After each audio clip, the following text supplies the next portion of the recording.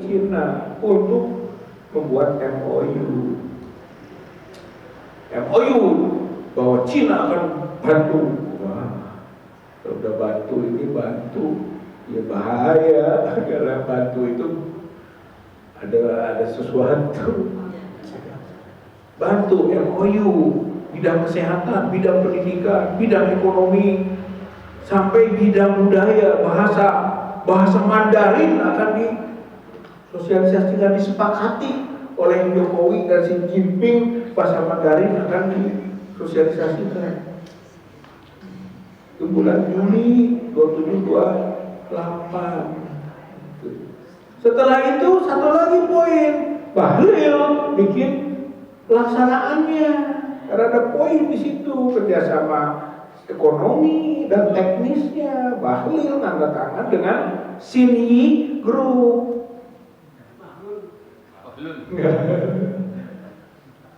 Bikin apa? Rempang.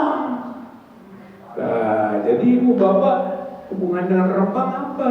Ini Rempang itu realisasi dari kerjasama Indonesia Cina G2G yang teknisnya B2B, gitu, business to business, tapi di atasnya government to government. Nah, kalau Cina sudah dominan, nah ini masalahnya. Kita bisa merujuk ke tahun 65 dan ada hubungan loh. Gimana hubungannya? Tahun 65 DNID dipanggil juga, diundang juga ke Cina. DNID bulan Agustus, kita bulan Juli akhir 2728, Aidit 5 Agustus, dekat kan? Undang sama Xi Jinping, Mao Zedong dulu, Mao Zedong membicarakan satu, memperingati 10 tahun kerjasama Cina dan PKI. PKI itu pemenang keempat di pemilu 1955. Jadi PNI, Masyumi, NU, PKI itu kerjasama dengan Cina. 55, 65 kan? Agustus 65, 10 tahun katanya, memperingati 10 tahun kerjasama. Kemarin saya kaget juga, Menteri Luar Negeri Retno dan juga Menteri Keuangan mengaitkan itu 10 tahun, memperingati 10 tahun kerjasama Indonesia dengan Cina. Itu 10 tahunnya dari mana ini ukurannya? 23, padahal baru 9 tahun Pak Jokowi. Satu lagi mungkin dari 24 jadi 10. Tapi disebut 10 tahun kerjasama Indonesia Cina. Tuh ya, ini dikasih lagi nih. Terus lagi apa?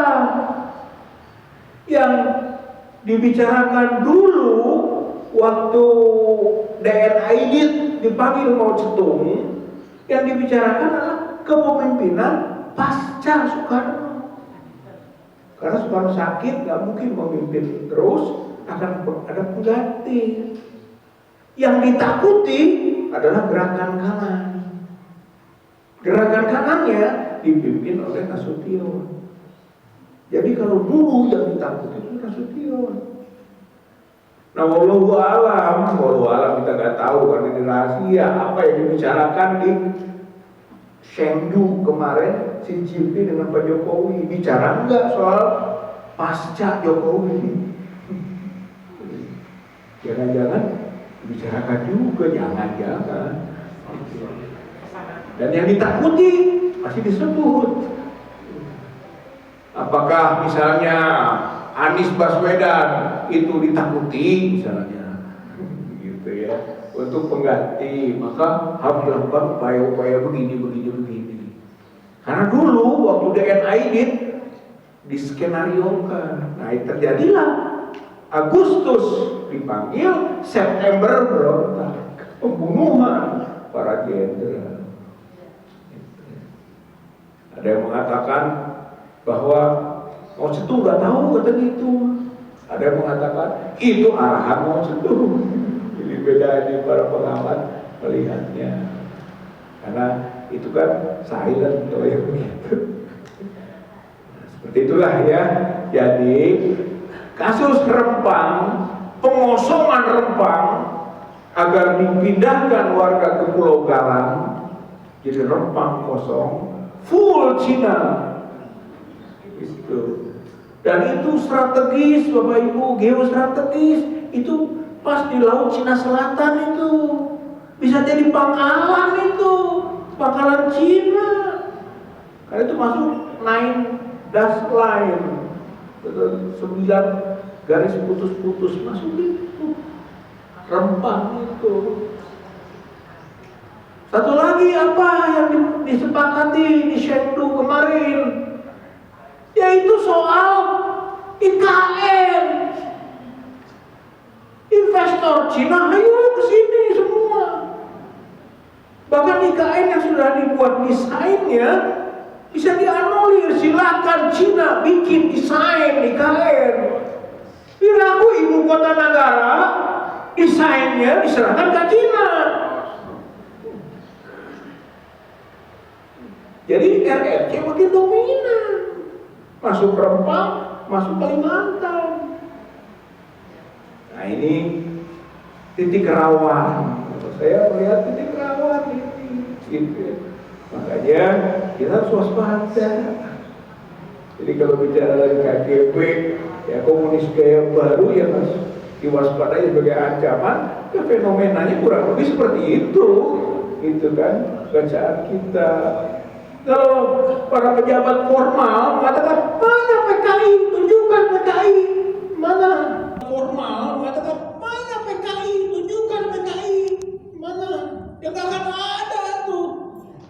Walaupun ada juga kan tuh serikat berani menyatakan aku bangga sebagai anak PKI. Ayat terbukti. Ya apa-apa. Ya makanya Gus Nur yang ditangkap dan Bambang Tri.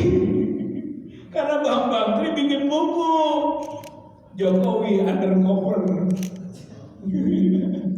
Malah dia yang ditangkap, ditahan, diprotes. Jokowi Undercover meragukan tentang asal-usul Jokowi. Siapa Jokowi ini? Gitu. Kalau Bambang Tri pengarahnya, oh jangan-jangan ini bagian dari aktivis PKI dulunya, gitu, keturunannya. Siapa Sugiarni, siapa yang perempuan, dan sebagainya. Muncul nama-nama. Akhirnya justru Bambang Tri yang proses. Satu, sekarang ditahan lagi kedua, karena soal ijazah palsu. Jadi sekarang Bambang Tri bikin bukan soal keturunan asal-usul, itu sudah selesai, silahkan publik yang baca, gitu kan.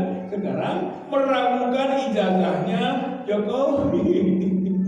Akhirnya dengan Gus Nur ditangkap juga, diproses, diadili, dihukum, itu di rutan Surakarta. Ya alhamdulillah soal ijazah palsu ini masih terus. Kita akan menggugat. Jadi saya ikut karena punya basic hukum, gitu ya, ikut. Kemudian Pak Muslim Arbi, Hatta Taliwang, kemudian Taufik Bahaudin, UI Watch, ya, dan satu lagi Bambang Tri, menjadi penggugat ijazah palsu Jokowi, dan mulai sidang nanti tanggal 9 Oktober. Syukur-syukur kita bisa hadir, dia mensupport. Ulang tahun ya, kita akan rayakan ulang tahun di Jakarta, di Pengadilan Negeri Jakarta Pusat. Ya kan, 9 Oktober sidangnya ijazah palsu. Kuasa hukumnya ada Pak Egi, ya, Profesor Egi, ada Pak Juju, banyak lah, 9 kuasa hukum. Ya kita bersama-sama lah, begitu ya. Karena ini berbahaya Pak, kalau identitas nggak jelas, kita saja yang sering dituduh, umat Islam dituduh politik identitas, padahal identitasnya sendiri nggak jelas. Jadi seperti itulah gambarannya. Saya kira ini saja ya yang bisa disampaikan sebagai pengantar bahwa kita harus tetap waspada, apalagi kalau semua serba investasi, hutang luar negeri, itu materi, itu materialisme, itu aspek-aspek spiritual, aspek agama kurang ditempatkan dengan bagus. Padahal negeri ini, itu kan, the founding fathers merumuskan Pancasila secara proporsional, menjadikan agama sebagai kekuatan. Makanya ada sila ketuhanan yang Maha Esa. Itu rumusan akhir. Sebelumnya ada ketuhanan dengan kewajiban menjalankan syariat Islam bagi pemeluk-pemeluknya. Perjuangan awal lagi malah adalah negara Islam. Itu jadi waktu di sidang BPUPKI itu soal negara Islam atau negara bukan agama. Akhirnya 22 Juni dirumuskan Piagam Jakarta, kesepakatan gentleman agreement bahwa negara ini berdasarkan Pancasila dengan sila pertama ketuhanan dengan kewajiban menjalankan syariat Islam bagi pemeluk-pemeluknya. Nanti 18 Agustus 1945 dicoret 7 kata, jadilah ketuhanan yang Maha Esa. Bagi umat Islam itu adalah agreement, kesepakatan. Ya sudah, pegang saja kesepakatan itu. Tapi bagi kelompok lain mau membalikkan lagi sejarah. Oh, Pancasila itu 1 Juni 1945 katanya lahirnya. Nah, ini adalah problema kita. Jadi diganggu-ganggu lagi yang sudah menjadi kesepakatan ini. Nah, itu gambaran juga ya, Bapak. Saya kira masih perlu kewaspadaan, perlu konsolidasi umat, karena umat Islam ini adalah kekuatan di Indonesia, di Jawa Barat, di Bandung Barat. Mudah-mudahan kita memiliki kesadaran yang kuat, ruhul jihad yang tinggi, seperti kita berada di Masjid Al-Jihad. Terima kasih. Nasrul minallah wa fathul qarib wa basyiril mu'minin. Wassalamualaikum warahmatullahi wabarakatuh. Waalaikumsalam warahmatullahi wabarakatuh.